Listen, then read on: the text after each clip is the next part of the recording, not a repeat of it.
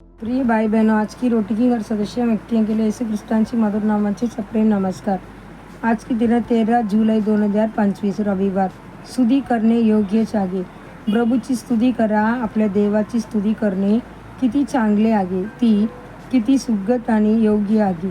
स्तोत्र 147 अध्याय 1 वचन. स्तोत्रकार आपल्याला सांगतो की परमेश्वराला काय आनंददायक वाटते. त्यांची स्तुती करणे ही गोष्ट केवळ परमेश्वराच्या दृष्टीने योग्य नाही, तर ती आपल्यासाठीही आनंददायक आहे. आपल्याला समजून द्यावे लागेल की परमेश्वराला प्रत्यक्षात काय आवडते. परमेश्वराने आपल्याला जीभ एका महान हेतूसाठी दिली आहे, त्यांची स्तुती करण्यासाठी. जसे सूर्यप्रकाश देण्यासाठी निर्माण केला गेला, तारे तू आणि चिन्हासाठी आणि झाडे चांगले फळ देण्यासाठी, तसेच आपली जीभ ही आपल्या सर्जरिकाची महिमा करण्यासाठी निर्माण करण्यात आली आहे. एक तमिळ म्हण आहे, संपूर्ण सृष्टी माणसासाठी निर्माण झाली आणि माणूस परमेश्वराची उपासना करण्यासाठी होय. आपली निर्मिती उपासनेसाठी झाली आहे आणि आपले तोंड व जीभ ही त्या दिव्य हेतूसाठी दिली गेली आहे.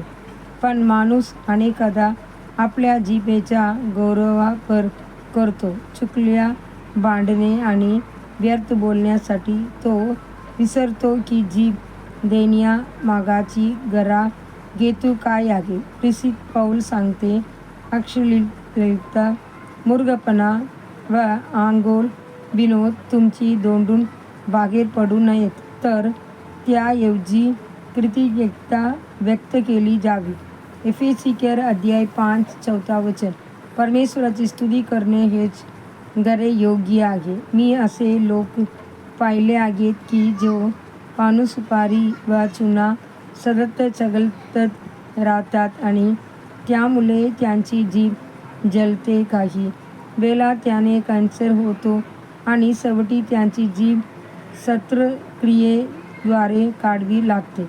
अश्रू व पश्चात्तापाने भरलेली एक शोकटिका. त्यांचेप्रमाणे जे लोक आपली जीभ निंदा, दुःखदायक शब्द व चुगल्या करण्यासाठी वापरतात, त्यांच्यावर कधी ना कधी दैवी न्याय येईल. आणि जेव्हा त्यांची जिभेवर न्याय येईल, तेव्हा ते थरथर कापतील. जेव्हा यशायाने परमेश्वराची महिमा पाहिली, तेव्हा त्याने दुःखाने असा आक्रोश केला, होय माझे मी नाश पावले, कारण मी अशुद्ध ओठाची मनुष्य आहे आणि अशुद्ध ओठाची लोकांमध्ये राहतो आणि माझे डोळे आणि राजाला, सर्वशक्तिमान परमेश्वराला पाहिले आहे. यशाया 6 अध्याय 5 वचन.